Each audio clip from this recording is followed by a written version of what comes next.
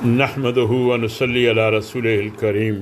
فأعوذ بالله من الشيطان الرجيم بسم الله الرحمن الرحیم۔ اسلام اور جاہلیت، اس موضوع پر آج ہم ایک مقالے کا مطالعہ کریں گے۔ یہ مقالہ 23 فروری سن 41 عیسوی کو مجلس اسلامیات اسلامیہ کالج پشاور کی دعوت پر پڑھا گیا تھا۔ مولانا ابوالعلا مودودی اس مقالے کے مصنف ہیں۔ انسان کو دنیا میں جتنی چیزوں سے سابقہ پیش آتا ہے، ان میں کسی کے ساتھ بھی وہ کوئی معاملہ اس وقت تک نہیں کر سکتا جب تک وہ اس چیز کی ماہیت و کیفیت اور اپنے اور اس کے باہمی تعلق کے بارے میں کوئی رائے قائم نہ کر لے۔ اس سے بحث نہیں کہ وہ رائے بجائے خود صحیح ہو یا غلط، مگر بہرحال اسے ان امور کے متعلق کوئی نہ کوئی رائے قائم ضرور کرنی پڑتی ہے، اور جب تک وہ کوئی رائے قائم نہیں کر لیتا، یہ فیصلہ نہیں کر سکتا کہ میں اس کے ساتھ کیا طرز عمل اور کیا رویہ اختیار کروں۔ یہ آپ کا شب و روز کا تجربہ ہے۔ آپ جب کسی شخص سے ملتے ہیں تو آپ کو یہ معلوم کرنے کی ضرورت ہوتی ہے کہ یہ شخص کون ہے، کس حیثیت، کس مرتبے، کن صفات کا آدمی ہے، اور مجھ سے اس کا تعلق کس نوعیت کا ہے۔ اس کے بغیر آپ یہ طے کر ہی نہیں سکتے کہ آپ کو اس کے ساتھ کیا برتاؤ کرنا ہے۔ اگر علم نہیں ہوتا تو بہرحال آپ کو قرائن کی بنا پر ایک پیاسی رائے ہی ان امور کے متعلق قائم کرنی پڑتی ہے، اور جو رویہ بھی آپ اس کے ساتھ اختیار کرتے ہیں اسی رائے کی بنا پر کرتے ہیں۔ جو چیز آپ کھاتے ہیں ان کے ساتھ آپ کا یہ معاہدہ اسی وجہ سے ہے کہ آپ کے علم یا آپ کے قیاس میں وہ چیزیں غذائی ضرورت پوری کرتی ہیں۔ جن چیزوں کو آپ پھینک دیتے ہیں، جن کو آپ استعمال کرتے ہیں، جن کی آپ حفاظت کرتے ہیں، جن کی آپ تعظیم یا تحقیر کرتے ہیں، جن سے آپ ڈرتے یا محبت کرتے ہیں، ان سب کے متعلق آپ کے یہ مختلف طرز عمل بھی اس رائے پر مبنی ہوتے ہیں جو آپ نے ان چیزوں کی ذات و صفات اور اپنے ساتھ ان کے تعلق کے بارے میں قائم کی ہے۔ پھر جو رائے آپ اشیاء کے متعلق قائم کیا کرتے ہیں، اس کے صحیح ہونے پر آپ کے رویے کا صحیح ہونا اور غلط ہونے پر آپ کے رویے کا غلط ہونا منحصر ہوتا ہے، اور خود اس رائے کی غلطی و صحت کا مدار اس چیز پر ہوتا ہے کہ آیا آپ نے وہ رائے علم کی بنا پر قائم کی ہے، یا قیاس پر، یا وہم پر، یا محض مشاہدہ حسی پر۔ مثلا ایک بچہ آگ کو دیکھتا ہے اور مجرد مشاہدہ حسی کی بنا پر یہ رائے قائم کرتا ہے کہ یہ بڑا خوبصورت چمکدار کھلونا ہے، چنانچہ اس رائے کے نتیجے میں اس سے یہ طرز عمل ظاہر ہوتا ہے کہ وہ اسے اٹھانے کے لیے ہاتھ بڑھا دیتا ہے۔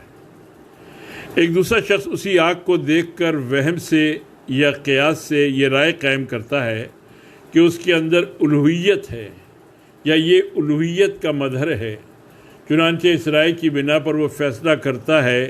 کہ اس کے ساتھ میرا رویہ یہ ہونا چاہیے کہ میں اس کے آگے سر نیاز جھکا دوں۔ ایک تیسرا شخص اسی آگ کو دیکھ کر اس کی ماہیت اور اس کی صفات کی تحقیق کرتا ہے، اور علم و تحقیق کی بنا پر یہ رائے قائم کرتا ہے کہ یہ پکانے اور جلانے اور تپانے کی خدمت لیتا ہے۔ ان مختلف رویوں میں سے بچے اور آتش پرست کے رویے جاہلیت کے رویے ہیں، کیونکہ بچے کی رائے کہ آگ محض کھلونا ہے تجربے سے غلط ثابت ہو جاتی ہے، اور آتش پرست کی یہ رائے کہ آگ خود الہ ہے یا مظہر الوہیت کسی ثبوت علمی پر مبنی نہیں ہے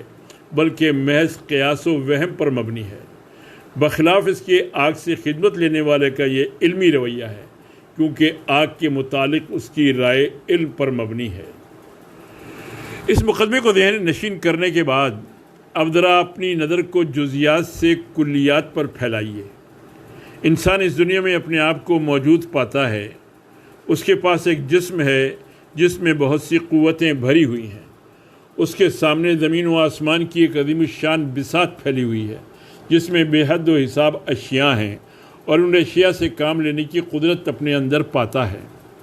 اس کے گرد و پیش بہت سے انسان، جانور، نباتات، جمادات وغیرہ ہیں، اور ان سب سے اس کی زندگی وابستہ ہے۔ اب کیا آپ کے نزدیک یہ بات قابل تصور ہے کہ وہ ان چیزوں کے ساتھ کوئی رویہ اختیار کر سکتا ہے جب تک کہ پہلے خود اپنے بارے میں، ان تمام موجودات کے بارے میں اور ان کے ساتھ اپنے تعلق کے بارے میں کوئی رائے قائم کر لے؟ کیا وہ اپنی زندگی کے لیے کوئی راستہ اختیار کر سکتا ہے جب تک یہ طے نہ کر لے کہ میں کون ہوں، کیا ہوں، ذمہ دار ہوں یا غیر ذمہ دار، خود مختار ہوں یا ماتحت ہوں تو کس کا، اور جواب دہ ہوں تو کس کے سامنے؟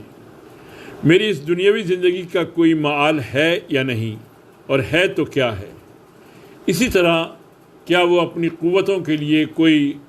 مصرف تجویز کر سکتا ہے جب تک اس سوال کا فیصلہ نہ کر لے کہ یہ جسم اور جسمانی قوتیں اس کی اپنی ملک ہیں یا کسی کا عطیہ ہیں، ان کا حساب کوئی لینے والا ہے یا نہیں، اور ان کے استعمال کا ضابطہ اسے خود متعین کرنا ہے یا کسی اور کو؟ اسی طرح کیا وہ اپنے گرد و پیش کی اشیاء کے متعلق کوئی طرز عمل اختیار کر سکتا ہے جب تک اس امر کا تعین نہ کر لے کہ ان اشیاء کا مالک وہ خود ہے یا کوئی اور، ان پر اس کے اختیارات محدود ہیں یا غیر محدود، اور محدود ہیں تو حدود مقرر کرنے والا کون ہے؟ اسی طرح کیا وہ آس میں اپنے ابنائے نو کے برتاؤ کی کوئی شکل متعین کر سکتا ہے جب تک اس معاملے میں کوئی رائے قائم نہ کر لے کہ انسانیت کس چیز سے عبارت ہے، انسان اور انسان کے درمیان فرق و امتیاز کی بنیاد کیا ہے، اور دوستی و دشمنی، اتفاق و اختلاف، تعاون اور عدم تعاون کی اساس کن امور پر ہے؟ اسی طرح کیا وہ بحیثیت مجموعی اس دنیا کے ساتھ کوئی رویہ اختیار کر سکتا ہے جب تک اس معاملے میں کسی نتیجے پر نہ پہنچے کہ یہ نظام کائنات کس قسم کا ہے اور اس میں میری حیثیت کیا ہے؟ جو مقدمہ میں پہلے بیان کر چکا ہوں اس کی بنا پر بلا تعامل یہ کہا جا سکتا ہے کہ ان تمام امور کے متعلق ایک نہ ایک رائے قائم کیے بغیر کوئی رویہ اختیار کرنا غیر ممکن ہے۔ فی الواقع ہر انسان جو دنیا میں زندگی بسر کر رہا ہے ان سوالات کے متعلق شعوری طور پر یا غیر شعوری طور پر کوئی نہ کوئی رائے ضرور رکھتا ہے اور رکھنے پر مجبور ہے، کیونکہ اس رائے کے بغیر کوئی قدم نہیں اٹھا سکتا۔ یہ ضروری نہیں کہ ہر شخص نے ان سوالات پر فلسفیانہ غور و فکر کیا ہو اور واضح طور پر تنقیحات قائم کر کے ایک ایک سوال کا فیصلہ کیا ہو، نہیں، بہت سے آدمیوں کے ذہن میں ان سوالات کے سرے سے کوئی متعین صورت ہوتی ہی نہیں، نہ وہ کبھی ان پر بالارادہ سوچتے ہیں، مگر باوجود اس کے ہر آدمی اجمالی طور پر ان سوالات کے متعلق منفی یا مثبت پہلو میں ایک رائے پر لازماً پہنچ جاتا ہے، اور زندگی میں اس کا رویہ جو بھی ہوتا ہے لازمی طور پر اس رائے کے مطابق ہوتا ہے۔ یہ بات جس طرح اشخاص کے معاملے میں صحیح ہے اسی طرح جماعتوں کے معاملے میں بھی صحیح ہے، چونکہ یہ سوالات انسانی زندگی کے بنیادی سوالات ہیں، اس لیے کسی نظام تمدن و تہذیب اور کسی حیثیت اجتماعی کے لیے کوئی لاہ عمل بن ہی نہیں سکتا جب تک کہ ان سوالات کا جواب متعین نہ کر لیا جائے، اور ان کا جواب جو بھی متعین کیا جائے گا اسی کے لحاظ سے اخلاق کا ایک نظریہ قائم ہوگا، اسی کی نوعیت کے مطابق زندگی کے مختلف شعبوں کی تشکیل ہوگی، اور فی الجملہ فوراً تمدن ویسے ہی رنگ اختیار کرے گا جیسا اس جواب کا مقتضا ہوگا۔ در حقیقت اس معاملے میں کوئی تخائف ممکن ہی نہیں، خواہ ایک شخص کا رویہ ہو یا ایک سوسائٹی کا،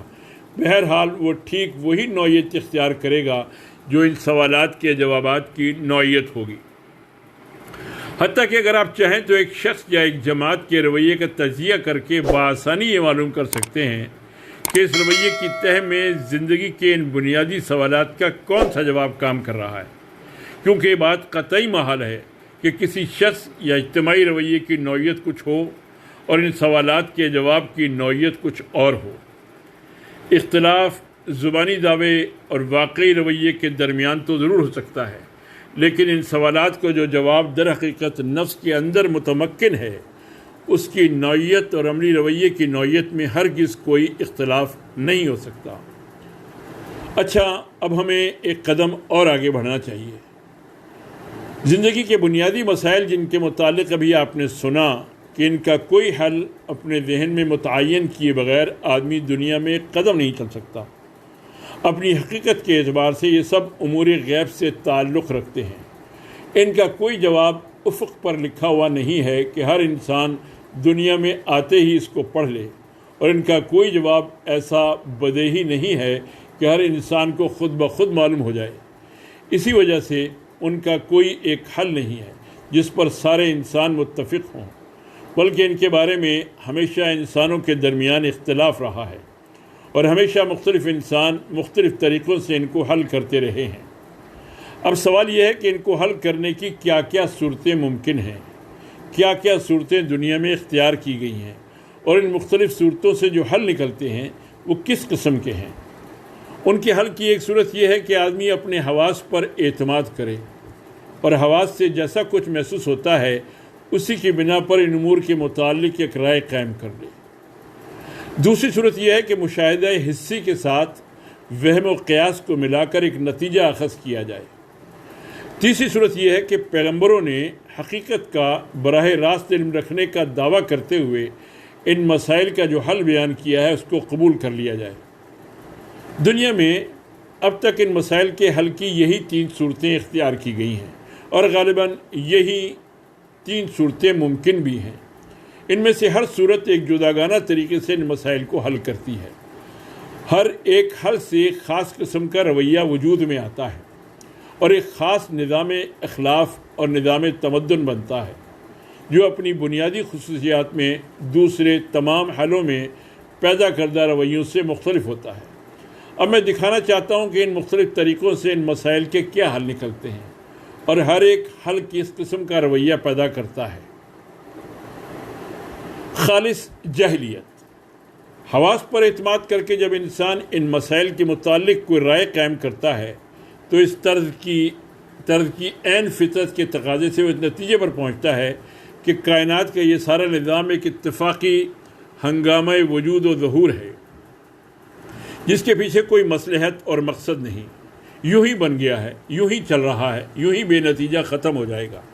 اس کا کوئی مالک نہیں، لہذا وہ یا تو ہے ہی نہیں، یا اگر ہے تو انسان کی زندگی سے اس کا کوئی تعلق نہیں۔ انسان ایک قسم کا جانور ہے جو شاید اتفاقاً پیدا ہو گیا ہے، کچھ خبر نہیں کہ اس کو کسی نے پیدا کیا یا یہ خود پیدا ہو گیا۔ بہرحال یہ سوال خارج از بحث ہے، ہم صرف اتنا جانتے ہیں کہ یہ زمین پر پایا جاتا ہے، کچھ خواہشیں رکھتا ہے جنہیں پورا کرنے کے لیے اس کی طبیعت اندر سے زور کرتی ہے، کچھ قوا اور کچھ آلات رکھتا ہے جو ان خواہشوں کی تکمیل کا ذریعہ بن سکتے ہیں، اور اس کے گرد و پیش زمین کے دامن پر بے حد و حساب سامان پھیلا ہوا ہے جس پر یہ اپنے قوا اور آلات کو استعمال کر کے اپنی خواہشات کی تکمیل کر سکتا ہے، اور اس کی قوتوں کا کوئی مصرف اس کے سوا نہیں کہ یہ اپنی خواہشات و ضروریات کی سے زیادہ کمال کے ساتھ پوری کرے، اور دنیا کی کوئی حیثیت اس کے سوا نہیں ہے کہ یہ خوان یغما ہے جو اس لیے پھیلایا ہوا ہے کہ انسان اس پر ہاتھ مارے، صاحب امر نہیں جس کے سامنے انسان جواب دہ ہو، اور نہ کوئی علم کا منبع اور ہدایت کا سرچشمہ موجود ہے جہاں سے انسان کو اپنی زندگی کا قانون مل سکتا ہو۔ لہذا انسان ایک خود مختار اور غیر ذمہ دار ہستی ہے۔ اپنے لیے ضابطہ و قانون بنانا اور اپنی قوتوں کا مصرف تجویز کرنا اور موجودات کے ساتھ اپنے طرز عمل کا تعین کرنا اس کا اپنا کام ہے۔ اس کے لیے اگر کوئی ہدایت ہے تو جانوروں کی زندگی میں، پتھروں کی سرگزشت میں، یا خود اپنی تاریخ کے تجربات میں ہے، اور اگر کسی کے سامنے جواب دہ ہے تو آپ اپنے سامنے یا اس اقتدار کے سامنے ہے جو خود انسانوں ہی میں سے پیدا ہو کر افراد پر مستولی ہو جائے۔ زندگی جو کچھ ہے یہی دنیاوی زندگی ہے، اور اعمال کے سارے نتائج اسی زندگی کی حد تک ہیں، لہذا صحیح اور غلط، مفید اور مضر، قابل ترک ہونے کا فیصلہ صرف انہی نتائج کے لحاظ سے کیا جائے گا جو اس دنیا میں ظاہر ہوتے ہیں۔ یہ ایک پورا نظریہ حیات ہے جس میں انسانی زندگی کے تمام بنیادی مسائل کا جواب حسی مشاہدے پر دیا گیا ہے، اور اس جواب کا ہر جز دوسرے جز کے ساتھ کم از کم ایک منطقی ربط، ایک مزاجی موافقت ضرور رکھتا ہے، جس کی وجہ سے انسان دنیا میں ایک ہموار و یکساں رویہ اختیار کر سکتا ہے، قطع نظر اس سے کہ یہ جواب اور اس سے پیدا ہونے والا رویہ بجائے خود صحیح ہو یا غلط۔ اب اس رویے پر ایک نگاہ ڈالیے جو اس کی بنا پر آدمی دنیا میں اختیار کرتا ہے۔ انفرادی زندگی میں اس نقطۂ نگاہ کا لازمی نتیجہ یہ ہے کہ انسان اول سے لے کر آخر تک خود مختارانہ اور غیر ذمہ دارانہ طرز عمل اختیار کر لے۔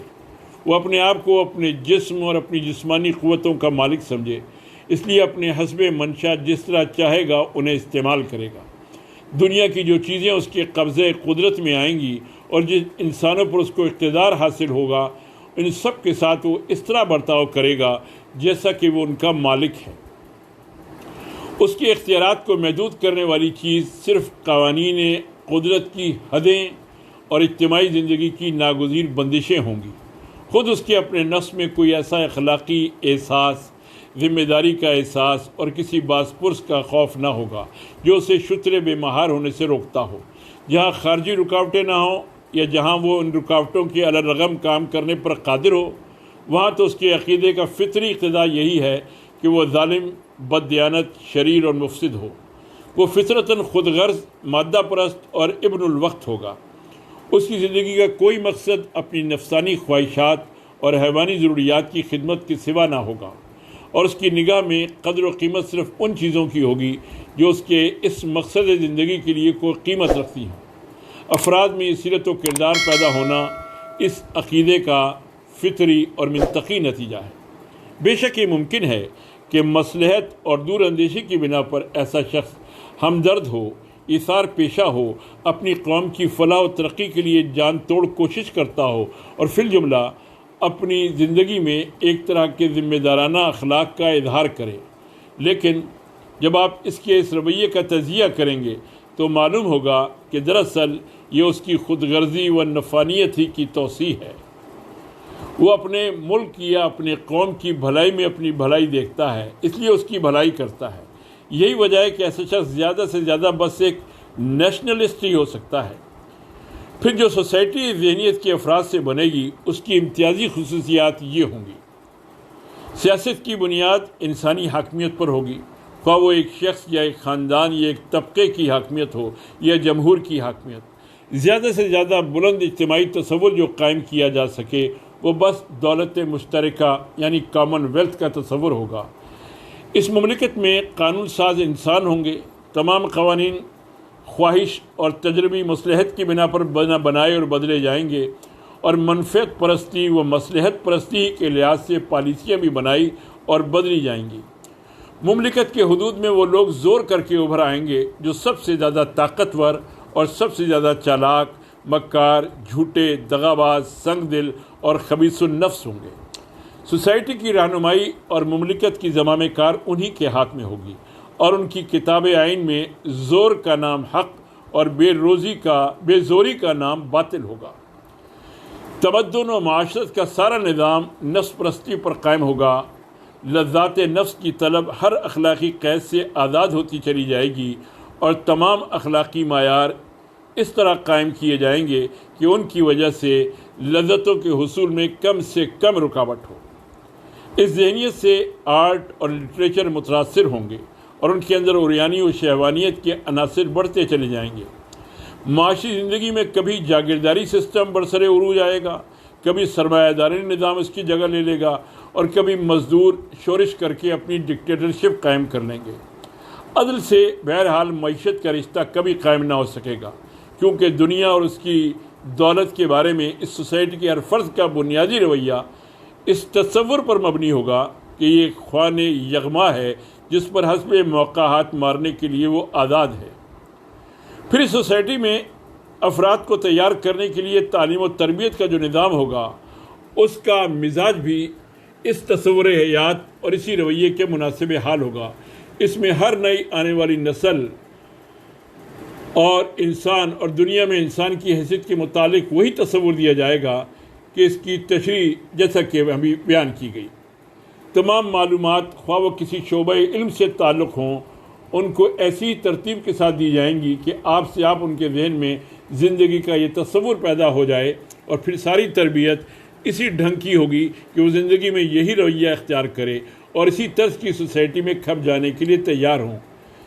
اس تعلیم و تربیت کی خصوصیات کے متعلق مجھے آپ سے کچھ کہنے کی ضرورت نہیں، کیونکہ آپ لوگوں کا اس کا ذاتی تجربہ ہے۔ جن درسگاہوں میں آپ تعلیم پا رہے ہیں وہ سب اسی نظریے پر قائم ہوئی ہیں، اگرچہ ان کے نام اسلامیہ کالج اور مسلم یونیورسٹی وغیرہ ہیں۔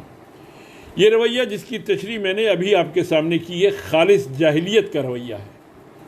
اس کی نوعیت وہی ہے جو اس بچے کے رویے کی نوعیت ہے جو محض حسی مشاہدے پر اعتماد کر کے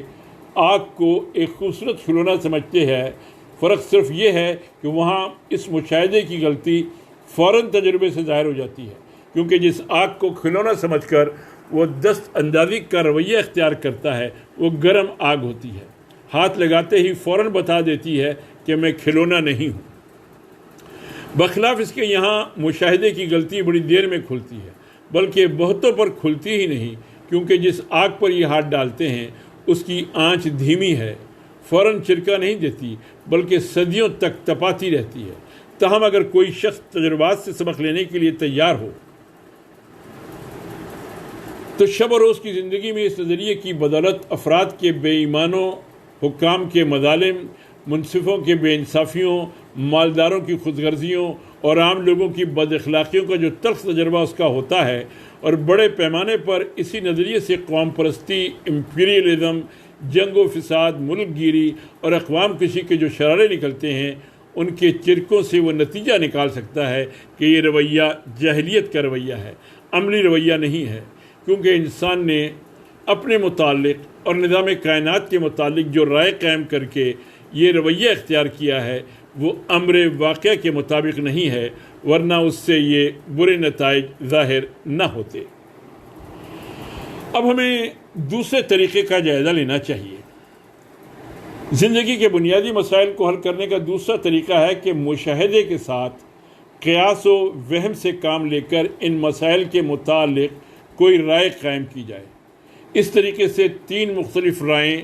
قائم کی گئی ہیں، اور ہر ایک رائے سے ایک خاص قسم کا رویہ پیدا ہوا ہے۔ نمبر 1، شرک۔ ایک رائے یہ ہے کہ کائنات کا یہ نظام بے خداوند تو نہیں ہے، مگر اس کا ایک خداوند یعنی الہ یا رب نہیں ہے، بلکہ بہت سے خداوند، الہ اور ارباب ہیں۔ کائنات کی مختلف قوتوں کا سررشتہ مختلف خداؤں کے ہاتھ میں ہے، اور انسان کی سعادت و شقاوت، کامیابی و ناکامی، نفع و نقصان بہت سی ہستیوں کی مہربانی پر منحصر ہے۔ یہ رائے جن لوگوں نے اختیار کی ہیں انہوں نے پھر اپنے وہم و قیاس سے کام لے کر یہ تعین کرنے کی کوشش کی ہے کہ خدائی کی طاقتیں کہاں کہاں اور کس کس کے ہاتھ میں ہیں، اور جن جن چیزوں سے بھی ان کی نگاہ جا کر ٹھہری ہے انہی کو خدا مان لیا ہے۔ اس رائے کی بنا پر جو طرز عمل انسان اختیار کرتا ہے اس کی امتیازی خصوصیات یہ ہیں۔ اولاً اس سے آدمی پوری زندگی اوہام کی آماجگاہ بن جاتی ہے۔ وہ کسی علمی ثبوت کے بغیر مجرد اپنے وہم و خیال سے بہت سی چیزوں کے متعلق یہ رائے قائم کرتا ہے کہ وہ فوق الفطری طریقوں سے اس کی قسمت پر اچھا یا برا اثر ڈالتی ہیں۔ اس لیے وہ اچھے اثرات کی موہوم امید اور برے اثرات کے موہوم خوف میں مبتلا ہو کر اپنی بہت سی قوتیں لا حاصل طریقے سے ضائع کر دیتا ہے۔ کہیں کسی قبر سے امید لگاتا ہے کہ یہ میرا کام کر دے گی، کہیں کسی بت پر بھروسہ کرتا ہے کہ وہ میری قسمت بنا دے گا، کہیں کسی اور خیالی کارساز کو خوش کرنے کے لیے دوڑتا پھرتا ہے، کہیں کسی برے شگون سے دل شکستہ ہو جاتا ہے، اور کہیں کسی اچھے شگون سے توقعات کے خیالی قلعے بنا لیتا ہے۔ یہ ساری چیزیں اس کے خیالات اور اس کی کوششوں کی فطری تدابیر سے ہٹا کر ایک بالکل غیر فطری راستے پر ڈال دیتی ہیں۔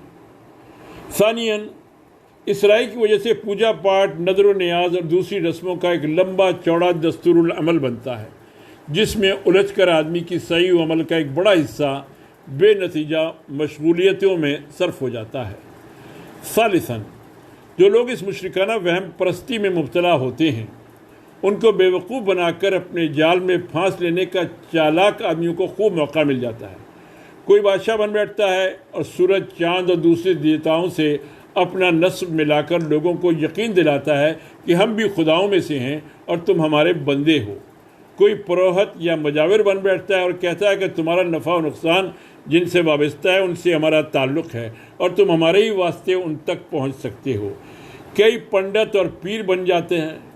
اور تعویذ گنڈوں اور منتروں اور عملیات کا ڈھونگ رچا کر لوگوں کو یقین دلاتا ہے کہ ہماری یہ چیزیں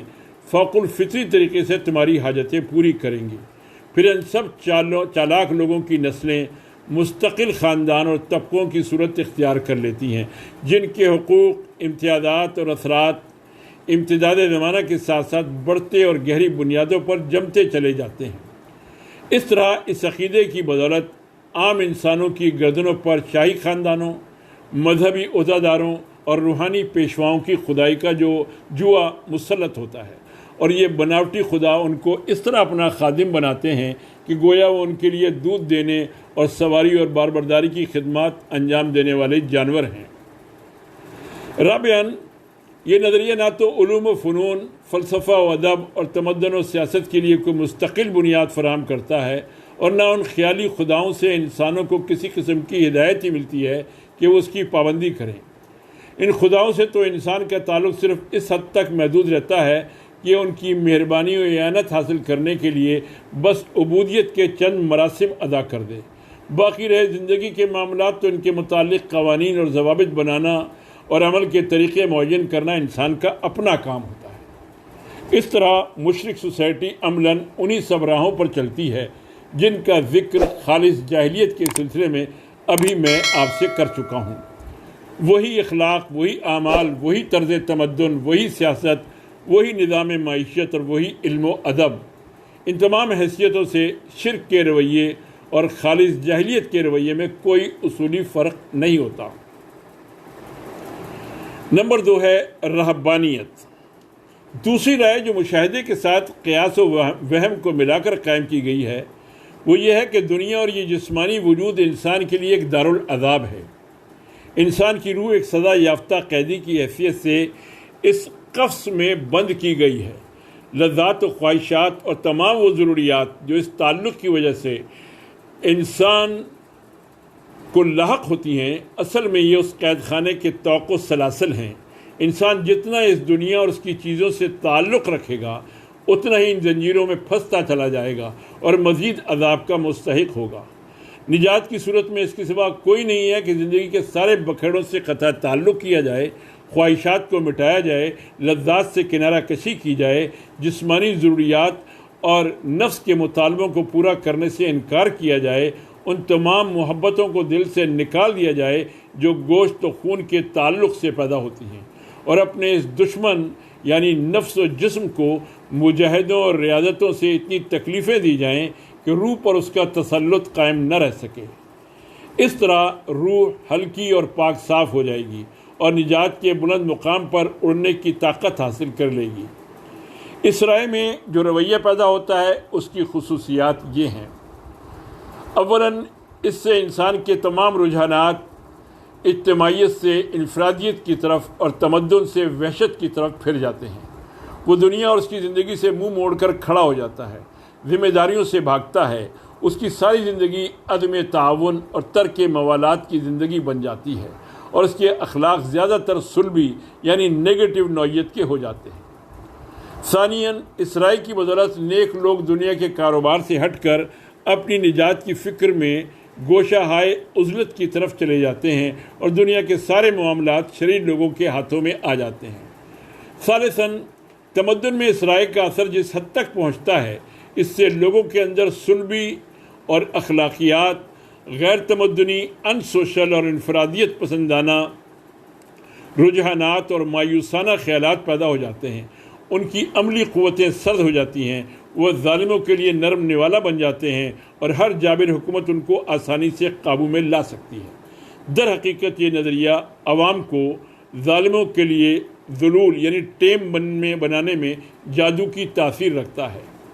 رابعاً، انسانی فطرت سے اس راہبانہ نظریے کی مستقل جنگ رہتی ہے اور اکثر یہ اس سے شکست کھا جاتا ہے۔ پھر جب یہ شکست کھا جاتا ہے تو اپنی کمزوری کو چھپانے کے لیے اسے ہیلوں کے دامن میں پناہ لینی پڑتی ہے۔ اس وجہ سے کہیں کفارے کا عقیدہ ایجاد ہوتا ہے، کہیں عشق مجازی کا ڈھونگ رچایا جاتا ہے، اور کہیں ترک دنیا کے پردے میں وہ دنیا پرستی کی جاتی ہے جس کے آگے دنیا پرست بھی شرما جائیں۔ نمبر 3،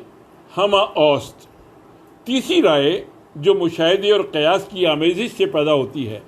یہ ہے کہ انسان اور کائنات کی تمام چیزیں بجائے خود غیر حقیقی ہیں، ان کا کوئی مستقل وجود نہیں ہے۔ دراصل ایک وجود نے ان ساری چیزوں کو خود اپنے ظہور کا واسطہ بنایا ہے اور وہی ان سب کے اندر کام کر رہا ہے۔ تفصیلات میں اس نظریے کی بے شمار صورتیں ہیں، مگر ان ساری تفصیلات کے اندر قدر مشترک یہی ایک خیال ہے کہ تمام موجودات ایک ہی وجود کا ظہور خارجی ہیں، اور دراصل موجود وہی ہے، باقی کچھ نہیں ہے۔ اس نظریے کے بنا پر انسان جو رویہ اختیار کرتا ہے وہ یہ ہے کہ اسے خود اپنے ہونے ہی میں شک ہو جاتا ہے۔ کجا کہ وہ کوئی کام کرے، وہ اپنے آپ کو ایک کٹ پتلی سمجھتا ہے جسے کوئی اور نچا رہا ہے یا جس کے اندر کوئی اور ناچ رہا ہے۔ وہ اپنے تخیلات کے نشے میں گم ہو جاتا ہے۔ اس کے لیے نہ کوئی مقصد زندگی ہوتا ہے اور نہ کوئی راہ عمل۔ وہ خیال کرتا ہے کہ میں خود تو کچھ ہوں ہی نہیں، میرے کرنے کا کام ہے، نہ میرے کرنے کا کوئی کام ہے، نہ میرے کیے سے کچھ ہو سکتا ہے۔ اصل میں تو وہ وجود کلی جو مجمع اور تمام کائنات میں سرایت کیے ہوئے ہے اور ازل سے ابد تک چلا جا رہا ہے، سارے کام اسی کے ہیں اور وہی سب کچھ کرتا ہے۔ وہ اگر مکمل ہے تو میں بھی مکمل ہوں۔ پھر کوشش کس چیز کے لیے؟ اور وہ اگر اپنی تکمیل کے لیے کوشاں ہے تو جس عالمگیر حرکت کے ساتھ وہ کمال کی طرف جا رہا ہے اسی کی لپیٹ میں ایک جز کی حیثیت سے میں بھی آپ سے آپ چلا جاؤں گا۔ میں ایک جز ہوں، مجھے کیا خبر کہ کل کدھر جا رہا ہے اور کدھر جانا چاہتا ہے۔ اس طرز خیال کے عملی نتائج قریب قریب وہی ہیں جو ابھی میں نے راہبانہ نظریے کے سلسلے میں بیان کیے ہیں، بلکہ بعض حالات میں اس رائے کو اختیار کرنے والے کا طرز عمل ان لوگوں کے رویے سے ملتا جلتا ہے جو خالص جاہلیت کا نظریہ اختیار کرتے ہیں، کیونکہ یہ اپنی خواہشات کے ہاتھ میں اپنی باغیں دے دیتا ہے اور پھر جدھر خواہشات لے جاتی ہیں اس طرف یہ سمجھتے ہوئے بے تکلف چلا جاتا ہے کہ جانے والا وجود کلی ہے نہ کہ میں۔ پہلے نظریے کی طرح یہ تینوں نظریے بھی جاہلیت کے نظریے ہیں، اور اس بنا پر جو رویے ان سے پیدا ہوتے ہیں وہ بھی جاہلیت ہی کے رویے ہیں، اس لیے کہ اول تو ان میں سے کوئی نظریہ بھی کسی علمی ثبوت پر مبنی نہیں ہے، بلکہ محض خیالی اور قیاسی بنیادوں پر مختلف رائے قائم کر لی گئی ہیں۔ دوسرے، ان کا واقع کے خلاف ہونا تجربے سے ثابت ہے۔ اگر ان میں کوئی رائے بھی امر واقع کے مطابق ہوتی تو اس کے مطابق عمل کرنے سے برے نتائج تجربے میں نہ آتے۔ جب آپ دیکھتے ہیں کہ ایک چیز کو جہاں کہیں انسان نے کھایا اس کے پیٹ میں درد ضرور ہوا، تو اس تجربے سے آپ یہ نتیجہ نکال سکتے ہیں کہ فی الواقع معدے کی ساخت اور اس کی طبیعت سے یہ چیزیں مطابقت نہیں رکھتی۔ بلکہ اسی طرح جب یہ حقیقت ہے کہ شرک، رہبانیت اور وجودیت کے نظریے اختیار کرنے سے انسان کو بحیثیت مجموعی نقصان ہی پہنچا، تو یہ بھی اس امر کا ثبوت ہے کہ ان میں سے کوئی نظریہ بھی واقع اور حقیقت کے مطابق نہیں ہے۔ اب ہمیں تیسری صورت کو لینا چاہیے جو اسلام ہے، جو زندگی کے ان بنیادی مسائل کے متعلق قائم کرنے کی آخری صورت ہے، اور وہ یہ ہے کہ پیغمبروں نے ان مسائل کا جو حل پیش کیا ہے اسے قبول کیا جائے۔ ہمارا یہ مطالعہ جاری ہے۔ اسلام کے بارے میں نظریہ کیا ہے، اس کا ہم تفصیل سے اگلی نشست میں مطالعہ کریں گے۔ اللہ رب العزت ہمیں اسلام اور جاہلیت کے فرق کو سمجھنے کی توفیق عطا فرمائے اور دین اسلام کو اختیار کرنے کی توفیق دے۔ وآخر دعوانا ان الحمد للہ رب العالمین۔